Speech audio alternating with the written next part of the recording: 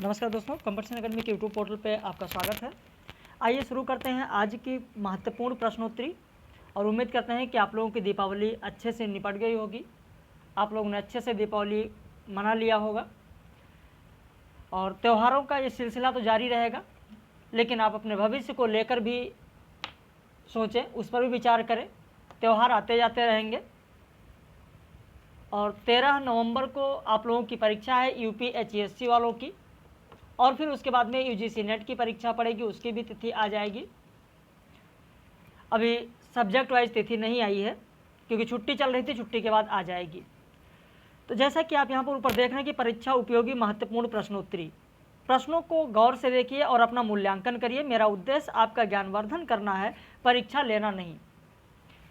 इसमें जितने भी प्रश्न हैं वह सारे प्रश्न मैं अपने पेड मेंबर्स को करा चुका हूँ, लेकिन रिवीजन के तौर पर यहाँ एक बार फिर से कराने जा रहे हैं। आप देखें और प्रश्नों को गौर से देखें, सुनें और उस पर विचार करें कि अगर इन प्रश्नों को आप हल करते तो आपके कितने प्रश्न सही होते। प्रश्न संख्या 1 देखें। ऐसी सभ्यता की फिलॉसफी की एक प्रतीक ईड़ा मनु के अतिचारी कार्यों की न्याय भर्त्सना के बावजूद प्रसाद जी की अंतिम सहानुभूति खो बैठी। यह ईड़ा बुद्धि की प्रतीक नहीं, वह तो पूंजीवादी समाज की मूल धारा या विचारधारा की प्रतीक है। उपरोक्त कथन किसका है? मुक्तिबोध, रामस्वरूप चतुर्वेदी, बच्चन सिंह, नंद दुलारे वाजपेयी। आपका उत्तर हो जाएगा ए, मुक्तिबोध का कथन है। कामायनी एक पुनर्विचार जो मुक्तिबोध ने लिखा है, उसी से यह कथन लिया गया है।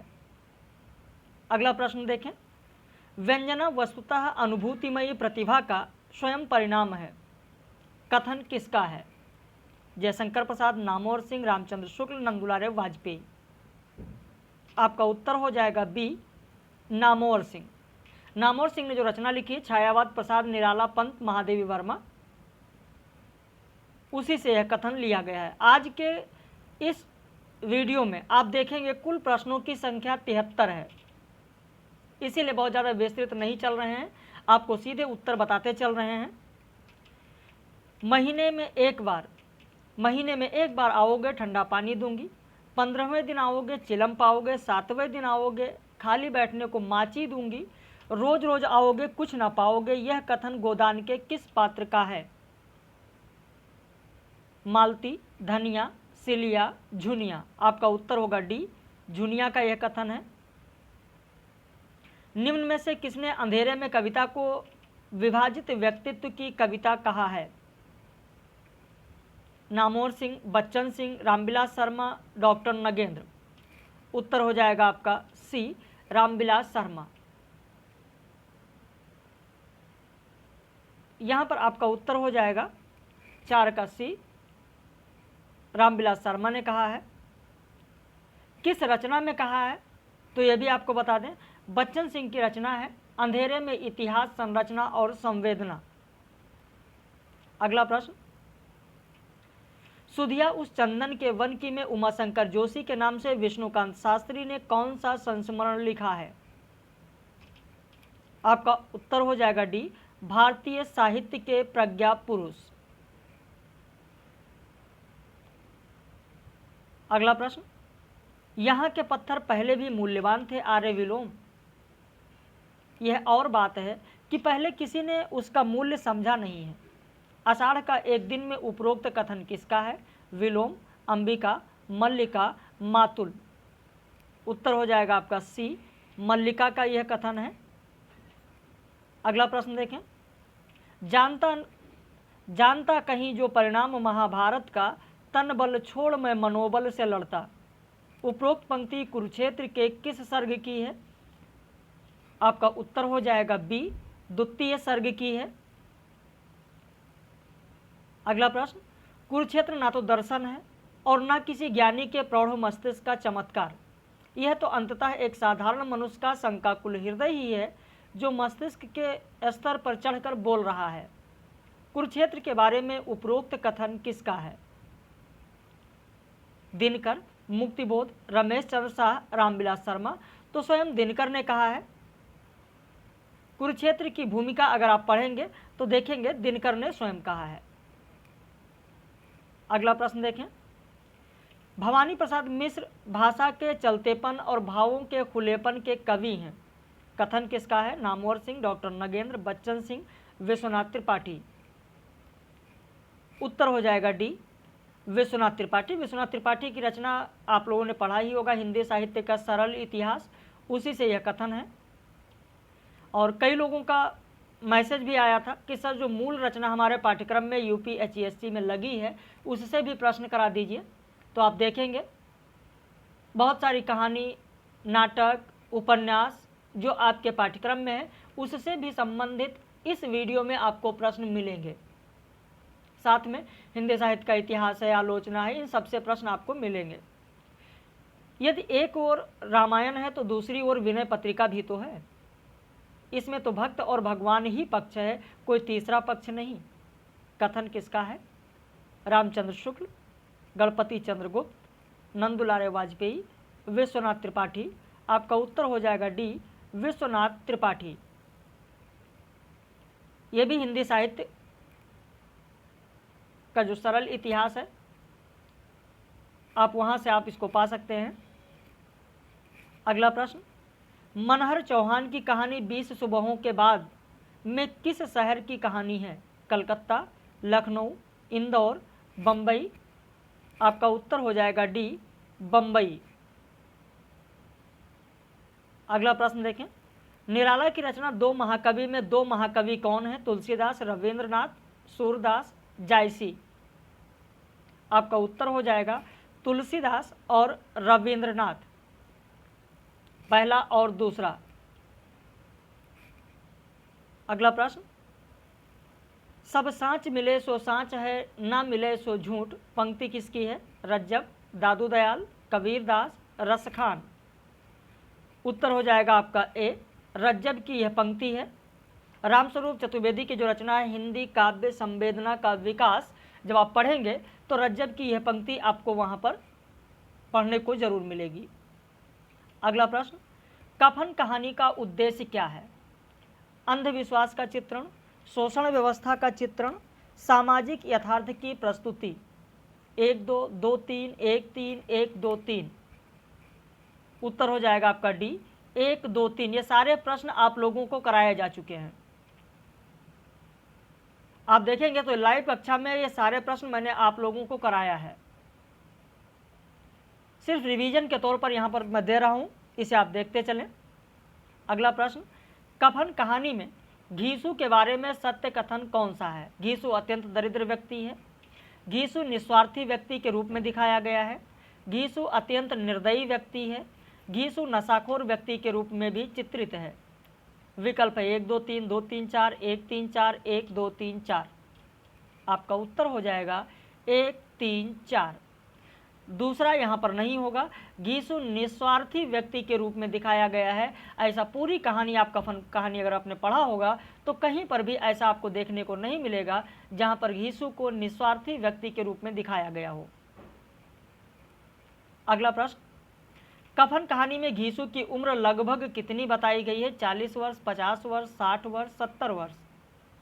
आपका उत्तर हो जाएगा सी, 60 वर्ष। अगला प्रश्न है, कफन कहानी के बारे में सत्य कथन कौन सा है?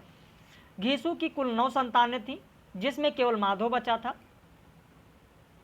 बुधिया घीसू की पत्नी थी जिसकी मृत्यु प्रसव पीड़ा के दौरान हुई।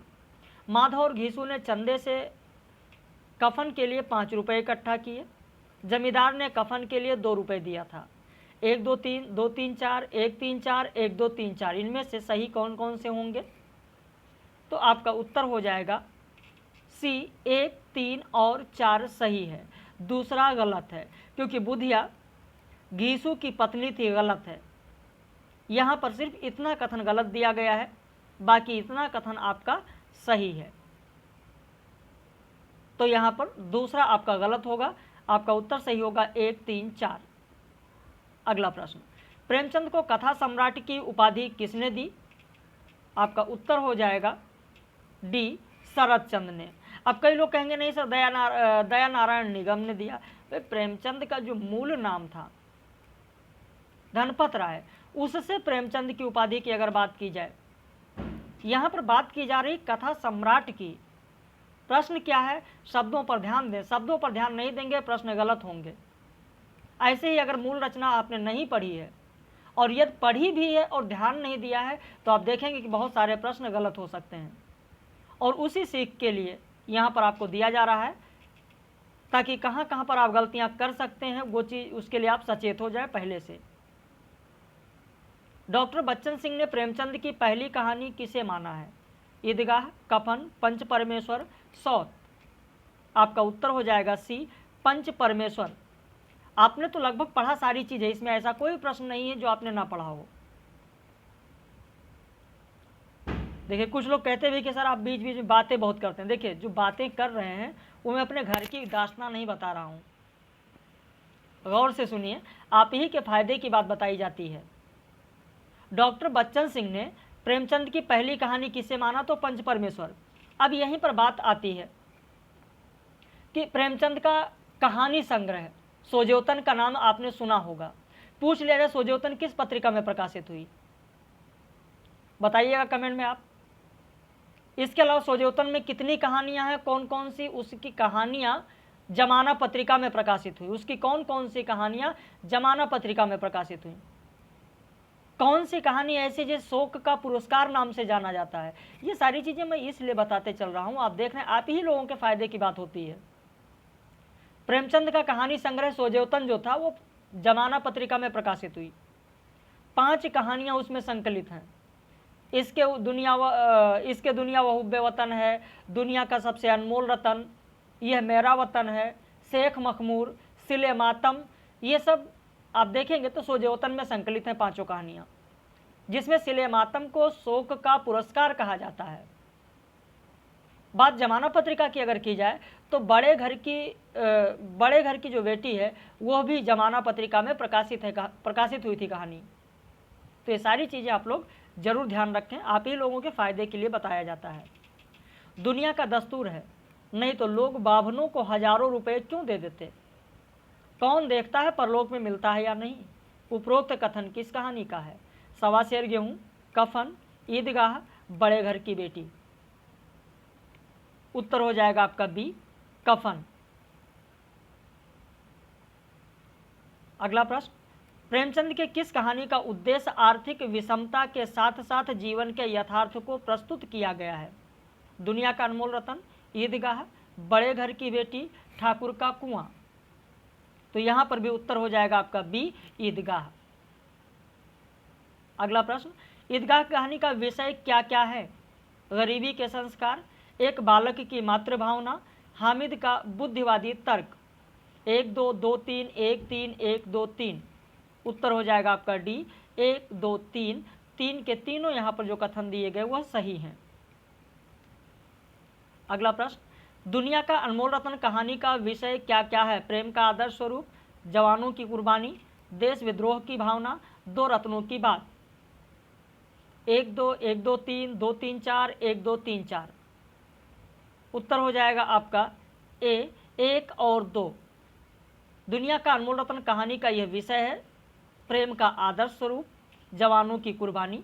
देखिए देश विद्रोह की भावना कहीं पर भी इस कहानी में आपको नहीं मिलेगा। 2 रत्नों की बात नहीं होती है, 3 अनमोल रत्न की बात इसमें हुई है, तो इसलिए तीसरा और चौथा आपका गलत है। अगला प्रश्न, निम्न में से सत्य कथन कौन सा है? ईदगाह कहानी में हामिद के दादी का नाम अमीना था। दुकानदार ने हामिद को पहली बार चिमटे की कीमत 6 रुपये बताया था। प्रेमचंद का वास्तविक नाम धनपत राय था। पराधीनता के विरुद्ध संघर्ष की प्रतीकात्मक कहानी 2 बैलों की कथा है। इनमें से कौन सा सही है? 1 2 3 2 3 4 1 3 4 1 2 3 4। अब जल्दबाजी अगर आप करेंगे तो प्रश्न गलत हो जाएगा। आपका होगा सी, 1 3 4। दूसरा गलत है। दूसरा क्यों गलत है? क्योंकि दुकानदार ने हामिद को पहली बार चिमटे की कीमत 6 रुपये नहीं बल्कि 6 पैसे बताया था। रुपये और पैसे में फ़र्क होता है। 1 रुपये में 100 पैसे होते हैं। यहाँ पर 6 रुपये लिखा हुआ है, इसलिए यह गलत है, 6 पैसे बताया गया है। छोटी छोटी चीज़ों पर भी आपको परीक्षा में ध्यान देना है, शब्दावलियों पर। रिवीजन कैसा आपका चल रहा है, ज़रूर कमेंट में बताइए। यह प्रश्न आपके लिए कितना उपयोगी है। तो कल का जो वीडियो होगा वो भी पब्लिश कर दिया जाएगा, अगर आप अपना कमेंट करते हैं, बताते हैं कि कितना उपयोगी आपके लिए है। तो ईदगाह कहानी में हामिद ने चिमटे की उपयोगिता के लिए क्या कहा? चिमटा जिसका नाम रुस्तम हिंद उसने बताया है, तो उसके लिए क्या क्या उपयोगिता उसने बताया। आंधी तूफान में इसका कुछ नहीं बिगड़ सकता, हाथ में लेने पर फकीरों का चिमटा हो जाएगा, यह आग निकालने और रोटी सेंकने के काम आता है। विकल्प है 1 2 2 3 1 3 1 2 3। यहाँ पर उत्तर होगा आपका डी 1 2 3। यह तीनों का तीनों कथन सही है। हामिद ने रुस्तम हिंद जो अपने चिमटे का नाम बता रहा है उस चिमटे की उपयोगिता उसने बताया है। निम्न में से सत्य कथन कौन सा है? रसप्रिया कहानी ठुमरी कहानी संग्रह की पहली कहानी है। रसप्रिया कहानी ठुमरी कहानी संग्रह में प्रकाशित होने से पूर्व निकस पत्रिका में प्रकाशित हुई थी। इस कहानी के केंद्र में विदापत नाच मंडली का मूल गायन और मृदंगिया पंचकौड़ी है। विकल्प है 1 2 2 3 1 3 1 2 3। उत्तर होगा आपका डी, ये तीनों के तीनों कथन सही हैं। स्क्रीनशॉट लेना चाहें आप तो स्क्रीनशॉट ले सकते हैं। अगर आप हमारे नए व्यूवर्स हैं तो चैनल को ज़रूर सब्सक्राइब कर लीजिए, ताकि जब भी वीडियो पब्लिश करें तो इसका नोटिफिकेशन आपको मिल जाए। रसप्रिया कहानी के बारे में सत्य कथन कौन सा है? इसके माध्यम से पंचकौड़ी, मृदंगिया और रमपतिया के प्रेम का अत्यंत संवेदनापूर्ण किंतु एंटी रोमांटिक चित्रण किया गया है। इसी कहानी में पूर्णिया जिले के गांव गिरांव की संस्कृति, रहन सहन, अंधविश्वास, बोली बानी, प्राकृतिक परिवेश को भी उकेरा गया है।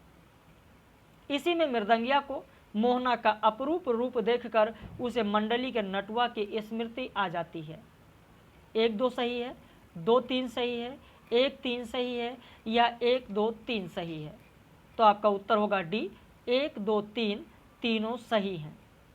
यहाँ पर जो 3 कथन दिए गए रसप्रिया कहानी के बारे में वो तीनों सही हैं। अगला प्रश्न, निम्न में से असत्य विकल्प कौन सा है? अब इनमें से गलत कौन सा है वो आपको बताना है। भुवनेश्वर कृत ऊसर, भुवनेश्वर के जो नाटक है ऊसर नाटक, उसको डॉक्टर मदान ने आधुनिकता बोध का दस्तावेज कहा है। मोहन राकेश कृत आषाढ़ का एक दिन नाटक में परिवेश मूलक संघर्ष और आंतरिक संघर्ष भी है। आषाढ़ का एक दिन नाटक में राजकन्या प्रियंगु मंजरी है। सुरेंद्र वर्मा कृत 8वां सर्ग नाटक का शीर्षक हत्या भी था। इनमें से कौन सा गलत है? आपका उत्तर हो जाएगा पहला गलत है, क्योंकि भुवनेश्वर कृत ऊसर नाटक को नहीं बल्कि तांबे के कीड़े नाटक को डॉक्टर मदान ने आधुनिकता बोध का दस्तावेज कहा है, ऊसर नाटक को नहीं। इसलिए आपका 28 का पहला गलत है। अगला प्रश्न, भुवनेश्वर प्रसाद ने किस नाटक की भूमिका में लिखा कि विवेक और तर्क तीसरी श्रेणी के कलाकारों के चोर दरवाजे हैं? कारवां, ऊसर, आग तथा खामोशी, तांबे के कीड़े। उत्तर हो जाएगा ए, कारवां की भूमिका में भुवनेश्वर प्रसाद ने यह कथन कहा है। भूमिका से भी प्रश्न बनते हैं, ध्यान रखिएगा। अगला प्रश्न, निम्न में से सत्य कथन कौन कौन सा है? ज्ञानदेव अग्निहोत्री कृत अनुष्ठान नाटक मानव की दिग्भ्रांति यात्रा का नाटक कहलाता है। सिंहासन खाली है, 4 यारों का यार, अंधेरे के राही नाटकों के नाटककार सुशील कुमार सिंह हैं। नाटककार मुद्रा राक्षस की भाषा को हाशिए की भाषा कहा जाता है। दया प्रकाश सिन्हा के नाटक त्रयी में इतिहास का चक्र, कथा एक कंस की, अपने अपने दांव नाटक है। इनमें से कौन सा सही है? स्क्रीनशॉट ले लीजिए, फिर आपको बताते हैं। 1 2 3 2 3 4 1 3 4 1 2 3 4। तो यहाँ पर जो आपका उत्तर होगा वह होगा ए, 1 2 3 सही है। चौथा क्यों गलत है?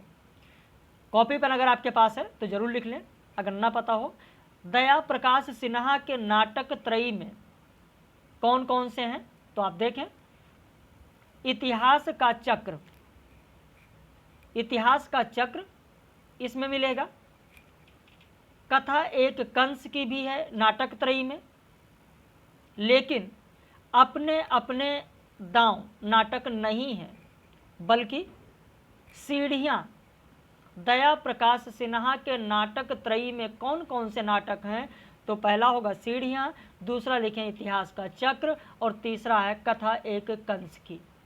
तो इसलिए आपका चौथा गलत है, सही होगा 1, 2, 3।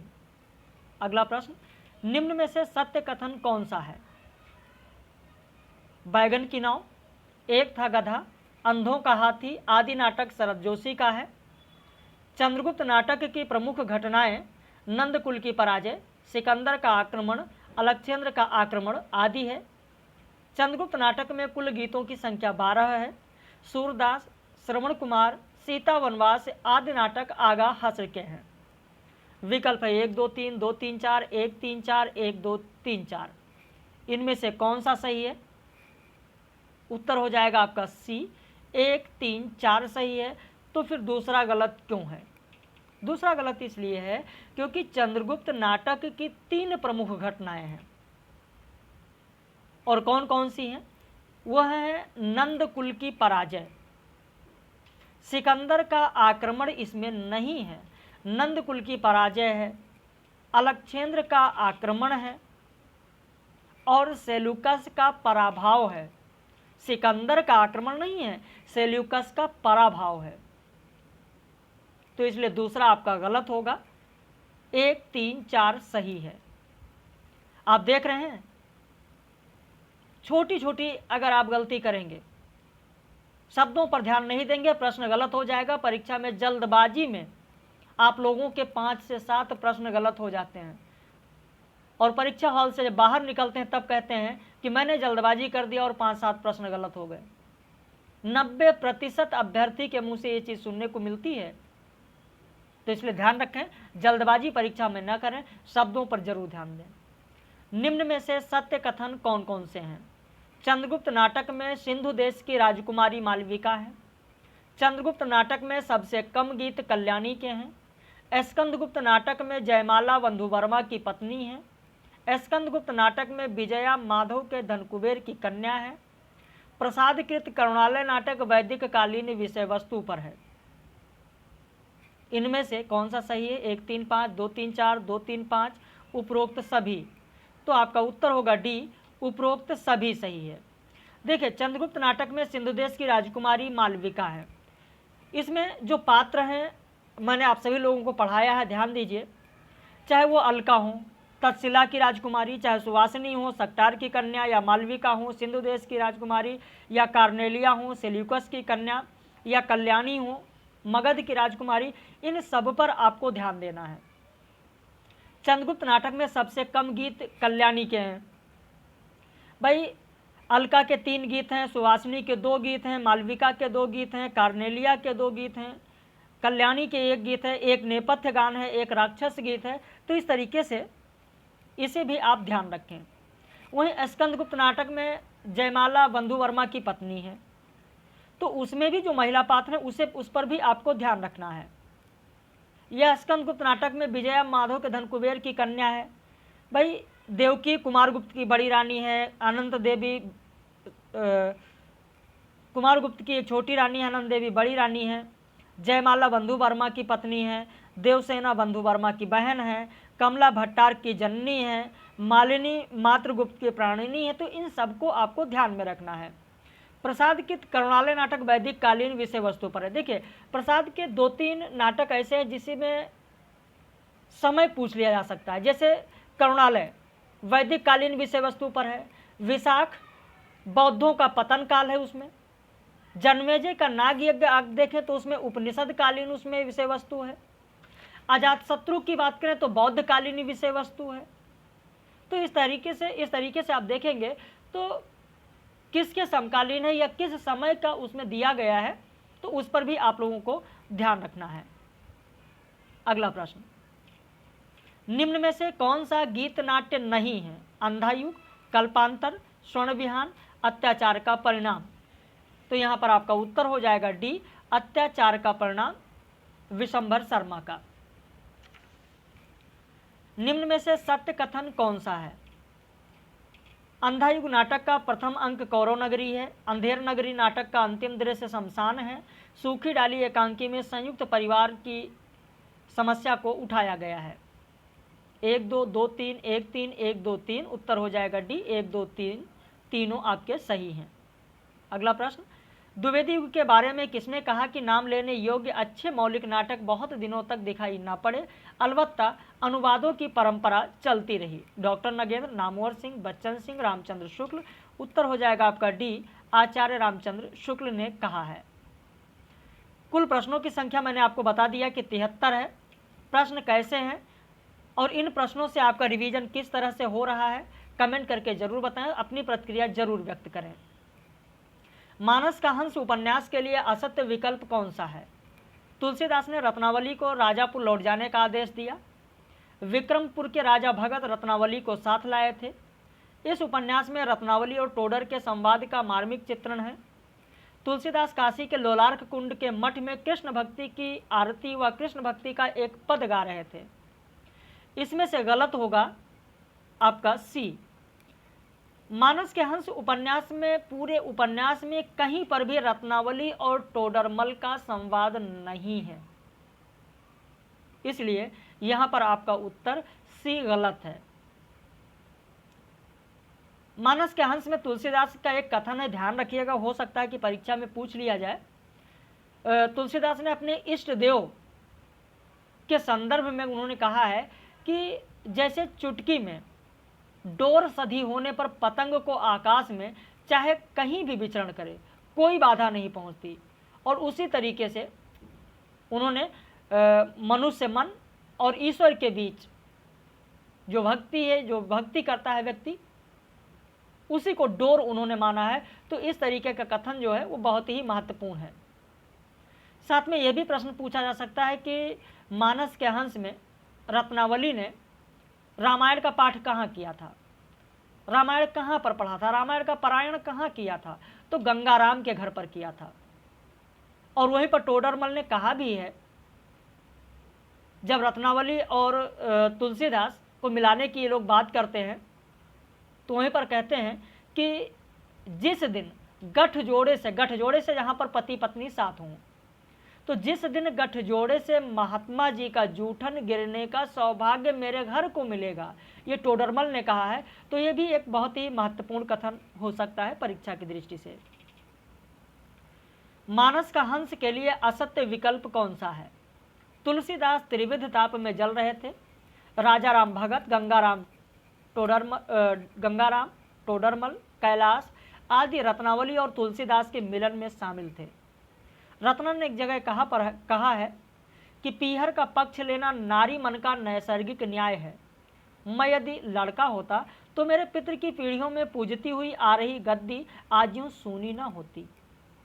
1 2 2 3 1 3 1 2 3 इसमें सही कौन सा होगा? आपका उत्तर होगा यहाँ पर डी 1 2 3 तीनों सही है। अब यहाँ पर त्रिविध ताप, इससे प्रश्न भी बन सकता है कि मानस के हंस में तुलसीदास का त्रिविध ताप क्या है, या त्रिविध ताप में क्या क्या शामिल है, या त्रिविध ताप के अंतर्गत क्या क्या आता है? तो त्रिविध ताप होगा रत्ना, मोहनी और राम। तुलसीदास त्रिविध ताप में जल रहे थे। त्रिविध में कौन कौन से हैं, किसके ताप में जल रहे थे?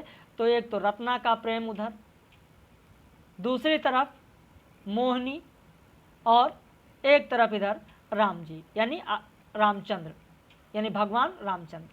तो इस तरीके से त्रिविध ताप में कौन कौन शामिल है? रत्ना, मोहनी और राम। व्यर्थ में मरकर तुम्हें भला क्या सुख मिलेगा? यह धन वैभव, यह मान सम्मान तुम्हें भले ही मेरे साथ ना मिले, पर यदि हम सुख से जी सकें तब तो भाग चलने में सार्थकता है, अन्यथा हमारा भागना निरी मूर्खता का काम होगा। उपरोक्त कथन किस उपन्यास का है? मानस का हंस, सुहाग के नुपुर, 7 घूंघट वाला मुख, अग्निगर्भा। उत्तर हो जाएगा ए मानस का हंस। अगला प्रश्न, गोदान उपन्यास में जब होरी गाय लेकर आता है तो गांव के बहुत सारे लोग इकट्ठा होते हैं, देखने के लिए आते हैं। उस वक्त किसी ने कहा था कि भगवान चाहेंगे तो तुम्हारे भाग्य खुल जाएगा। किसने कहा था? पंडित दाता दीन, झिंगुरी सिंह, हीरा, शोभा। उत्तर हो जाएगा ए पंडित दाता दीन ने कहा था। अगला प्रश्न, निम्न में से सत्य कथन कौन सा है? रेणु ने मैला आंचल नाम महादेवी वर्मा की कविता से लिया है।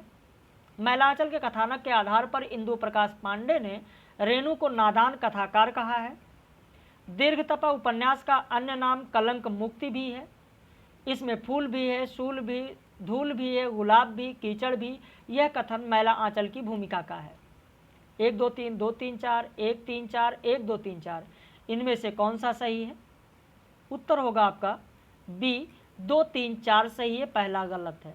क्योंकि रेणु ने मैला आंचल जो शीर्षक लिया है मैला आंचल, वो महादेवी वर्मा की कविता से नहीं, सुमित्रानंदन पंत की कविता से लिया है, इसलिए पहला कथन गलत है। 2 3 4 सही है। अगला प्रश्न, निम्न कथन किसका है? रुपये को बजाकर देखा जाता है और आदमी को एक ही बोली से पहचाना जाता है। बालदेव, खिलावन यादव, महंत सेवादास, रामदास। उत्तर हो जाएगा महंत सेवादास का यह कथन है। मैला आंचल में निम्न कथन किसका है? अरे जात धर्म, फुलिया तू हमारी रानी है, तू हमारी जाति, तू ही धर्म, तू ही सब कुछ। सहदेव, बालदेव, बामनदास, कालीचरण। उत्तर हो जाएगा ए, सहदेव का कथन है ये। मैला आंचल में निम्न कथन किसका है कि अरे कांग्रेसी राज है तो क्या जमींदारी को घोलकर पी जाएगा?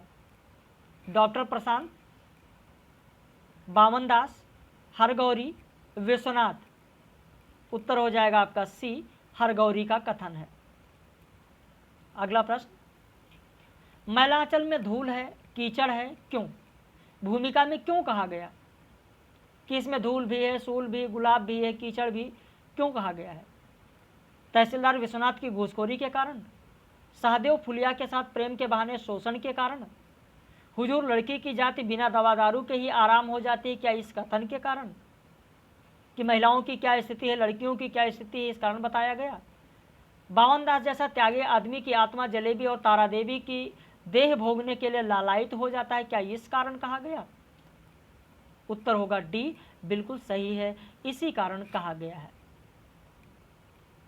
अगला प्रश्न, कार्ल मार्क्स के विचारों में कौन सा समाहित है? द्वंद्वात्मक भौतिक विकासवाद, मूल्य वृद्धि का सिद्धांत, मानव सभ्यता के विकास की व्याख्या, मानव संस्कृति और चेतना का समन्वयकारी सिद्धांत, कला और रूढ़िवादिता का सिद्धांत। 1 2 3 2 3 4 3 4 5 उपरोक्त सभी। आपका उत्तर हो जाएगा 1 2 3। कार्ल मार्क्स के विचारों में कौन सा समाहित है? तो 1 2 3 समाहित है, चौथा नहीं है, पांचवा नहीं है। आपने पढ़ लिया होगा अगर तो रिवीजन आपका बहुत अच्छा चल रहा होगा। मार्क्सवाद के मानव सभ्यता के विकास की व्याख्या के तहत कौन कौन आता है? दास प्रथा, सामंती प्रथा, पूंजीवादी व्यवस्था, साम्यवादी व्यवस्था। 1 2 3 2 3 4 1 3 4 उपरोक्त सभी। उत्तर हो जाएगा डी, उपरोक्त सभी। ये सभी के सभी मानव सभ्यता के विकास की व्यवस्था के तहत आते हैं मार्क्सवाद में। अगला प्रश्न, मार्क्सवादी प्रभाव के कारण प्रगतिवादी काव्य में कौन कौन सी प्रवृत्तियां हैं? धर्म और ईश्वर का विरोध है, पूंजीपति वर्ग के प्रति घृणा भाव है, शोषित वर्ग के प्रति सहानुभूति है। 1 2 2 3 1 3 1 2 3। उत्तर हो जाएगा डी, 1 2 3 ये सभी सही हैं। अगला प्रश्न, हिंदी के मनोविश्लेषणवादी साहित्य पर किसका प्रभाव है? Freud, Adler, Jung. 1 2 2 3 1 3 1 2 3। उत्तर हो जाएगा आपका डी, 1 2 3। हिंदी के मनोविश्लेषणवादी साहित्य पर फ्रायड का भी प्रभाव है, एडलर का भी प्रभाव है और युंग का भी प्रभाव है। अगला प्रश्न, निम्न में से सत्य कथन कौन सा है? अचेतन मन की इच्छाएं ही कला साहित्य और स्वप्न में अभिव्यक्त होती हैं, फ्रायड का कथन। मानव मन की मूल परिचालिका हीनता ग्रंथि है, एडलर का कथन। मानव का अंतः जीवन ही उसके बहिर्जीवन का प्रेरक और परिचालक है, मार्क्सवाद से संबंधित कथन। 1 2 2 3 1 3 1 2 3। उत्तर होगा यहाँ पर आप देखें कि इनमें से कौन सा सही होगा, तो उत्तर पहला आपका सही होगा। 1 और 2। तीसरा नहीं होगा। तीसरा क्यों नहीं होगा? क्योंकि तीसरा मार्क्सवाद से संबंधित नहीं है, बल्कि मनोविश्लेषणवाद से संबंधित है। अगला प्रश्न, श्वानों को मिलता दूध वस्त्र भूखे बालक अकुलाते हैं, माँ की छाती से चिपक ठिठुर जाड़े की रात बिताते हैं। उपरोक्त पंक्तियां किस वाद से संबंधित हैं? मार्क्सवाद, मनोविश्लेषणवाद, अव्यंजनावाद, प्रयोगवाद। आपका उत्तर हो जाएगा ए, मार्क्सवाद। निराला की कौन सी कविता में प्रगतिवादी स्वर नहीं है? बादल राग, कुकुरमुत्ता, जूही की कली, भिक्षुक। उत्तर हो जाएगा सी, जूही की कली। ईश्वर मर चुका है, चर्च उसकी कब्रगाह है और मनुष्य अपने भाग्य का निर्माता है, कथन किसका है? Grierson, Nietzsche, Croce, Freud. उत्तर हो जाएगा बी, नीत्शे का कथन है। ये जितने प्रश्न आप देख रहे हैं परीक्षा की दृष्टि से बहुत ही महत्वपूर्ण कथन कराए जा रहे हैं रिवीजन में। आप लोग अपनी प्रतिक्रिया जरूर व्यक्त करें कमेंट करके। निम्न में से किस आलोचक का संबंध मार्क्सवाद से है? परशुराम चतुर्वेदी, रामस्वरूप चतुर्वेदी, शिवदान सिंह चौहान, नंदुलारे वाजपेयी। आपका उत्तर हो जाएगा सी, शिवदान सिंह चौहान। निम्न में से कौन सा प्रगतिवादी मूल्य नहीं है? वैश्य चेतना, यथार्थ चेतना, इतिहास बोध, एकेश्वरवाद। 1 4 2 3 3 4 1 2 3। आपका उत्तर होगा ए, 1 और 4। अगला प्रश्न देखें, निम्न में से सत्य कथन कौन सा है? अज्ञे ने प्रायः एडलर के सिद्धांतों को अपनाया है। मनोविश्लेषणवाद के प्रवर्तक फ्रायड को माना जाता है। विनोबा भावे ने गांधीवाद और मार्क्सवाद के लिए कहा कि दोनों दर्शन आमने सामने एक दूसरे को निगलने के लिए तैयार हैं। 1 2 2 3 1 3 1 2 3। उत्तर हो जाएगा आपका डी, 1 2 और 3। ये तीन के तीनों कथन आपके सही हैं। जहां पर विस्तृत बताने लायक है वहां पर आपको बताते चल रहे हैं। निम्न में से सत्य कथन कौन सा है? हिंदी में अध्यापकीय आलोचना की शुरुआत श्याम सुंदर दास ने किया। पदम सिंह शर्मा कृत बिहारी और सादी रचना विशाल भारत पत्रिका में छपी थी। पदम सिंह शर्मा को तुलनात्मक समीक्षा का प्रवर्तक माना जाता है। 1 2 2 3 1 3 1 2 3। यहाँ पर आपका उत्तर हो जाएगा सी, 1 और 3 सही है, दूसरा गलत है। दूसरा क्यों गलत है? क्योंकि पदम सिंह शर्मा कृत बिहारी और सादी रचना विशाल भारत नहीं, जुलाई 1907 में सरस्वती पत्रिका में प्रकाशित हुई थी। आप लिख लें, जुलाई 1907 में सरस्वती पत्रिका में प्रकाशित हुई थी बिहारी और सादी रचना, विशाल भारत में नहीं। अगला प्रश्न, निम्न में से सत्य कथन कौन सा है? निराला ने गद्य को जीवन संग्राम की भाषा कहा। दिनकर ने छायावाद को प्रगीतों का आंदोलन कहा। प्रेमघर की रचना परिचयात्मक कोटि की है। काव्य में रूप और अरूप महादेवी वर्मा की रचना है। 1 2 3 2 3 4 1 3 4 1 2 3 4। आपका उत्तर होगा 1 2 3 सही है, चौथा गलत है, क्योंकि काव्य में रूप और अरूप महादेवी वर्मा नहीं बल्कि निराला का है। अगला प्रश्न, निम्न में से सत्य कथन कौन सा है? बालकृष्ण भट्ट ने संयोगिता स्वयंवर रचना की आलोचना सच्ची समालोचना शीर्षक से किया। मिडलटन मरे ने आलोचना को कला की सजगता कहा है। समालोचना समुच्चय हजारी प्रसाद द्विवेदी की रचना है। 1 2 2 3 1 3 1 2 3। उत्तर होगा आपका ए, पहला और दूसरा सही है, तीसरा गलत है। तीसरा इसलिए गलत है कि समालोचना समुच्चय महावीर प्रसाद द्विवेदी की रचना है, हजारी प्रसाद द्विवेदी की नहीं है।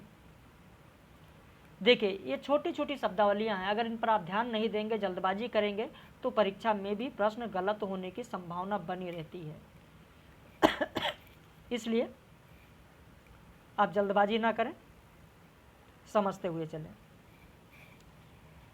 निम्न में से सत्य कथन कौन सा है? रामचंद्र शुक्ल को हिंदी का पथिकृत आचार्य कहा जाता है। बिहारी और देव, लाला भगवान दीन। देव और बिहारी कृष्ण बिहारी मिश्र की रचना है।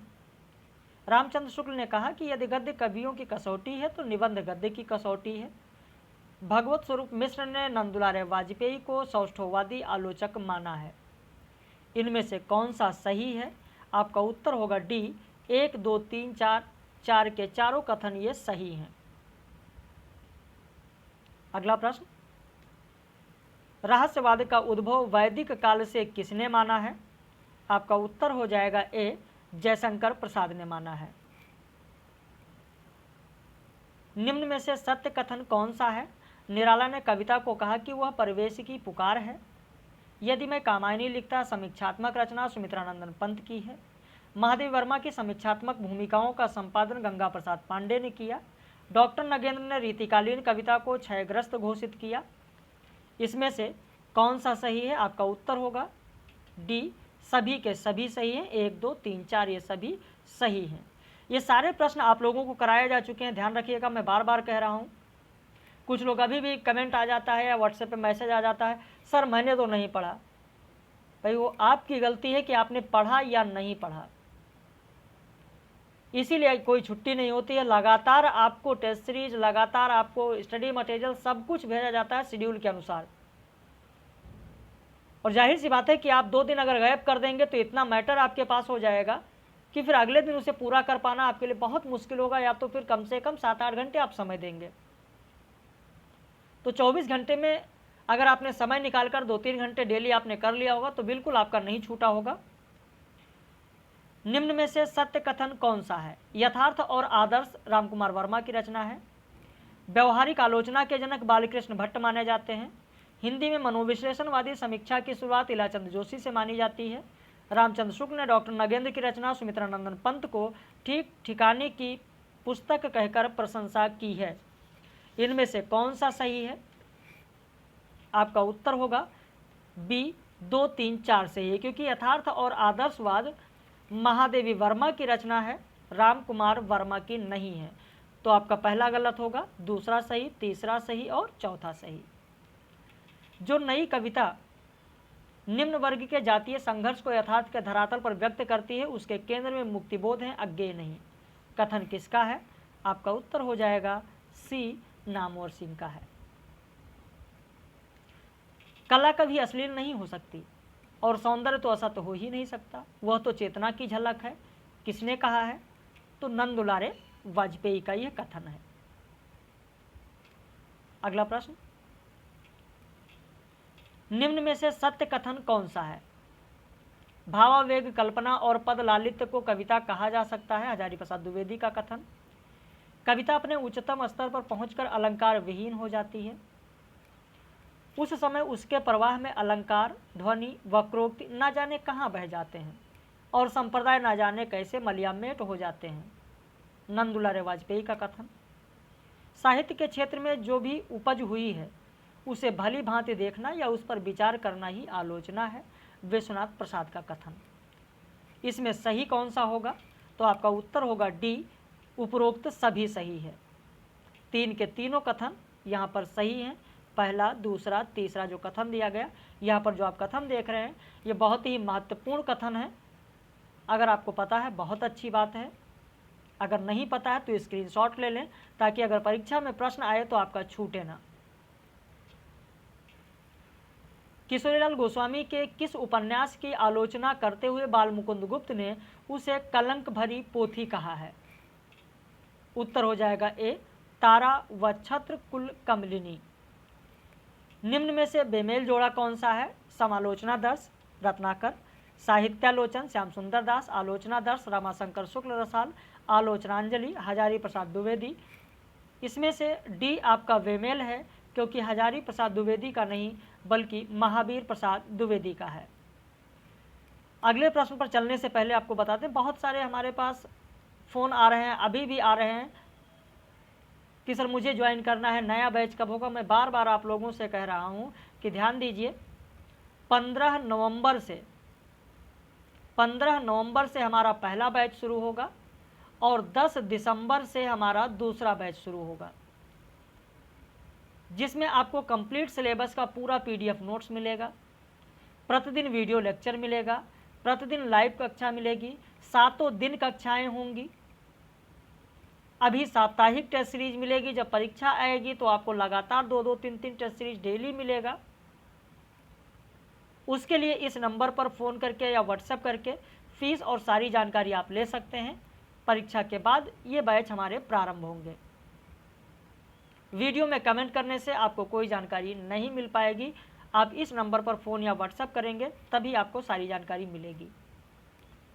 आपको अलग से कोई भी पुस्तक नहीं खरीदनी होगी, अलग से कोई मैटर नहीं पढ़ना होगा। जितनी चीज़ें हम आपको उपलब्ध कराएंगे सिर्फ वही आपको पढ़ना है बस। आगे बढ़ते हैं। निम्न में से बेमेल जोड़ा कौन सा है?